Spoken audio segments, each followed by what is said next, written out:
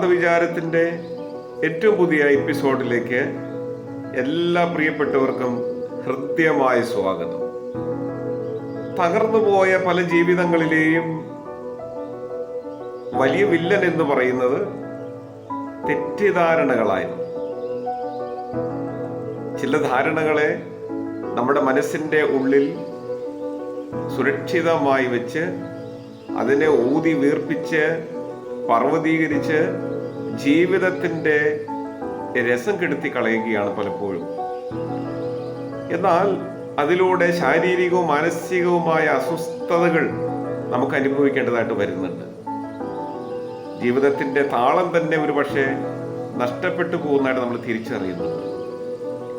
എന്നാൽ ഈ തെറ്റിദ്ധാരണകൾ എത്രത്തോളം നമ്മുടെ മനസ്സിനെ ആഴമായി ഗ്രസിച്ചിരിക്കുന്നുവോ അത്രത്തോളം നമ്മുടെ ജീവിതം പരിഭ്രാന്തിയിലൂടെ കടന്നു പോവുകയാണ്. അതുകൊണ്ട് തുറന്ന് പറച്ചിലൂടെ ശരിയായ ധാരണകളിലേക്ക് എത്തുവാൻ നമുക്ക് സാധിക്കണം. തെറ്റിദ്ധാരണകളെ ഒഴിവാക്കി മുന്നോട്ട് പോകാൻ നമുക്ക് സാധിക്കണം.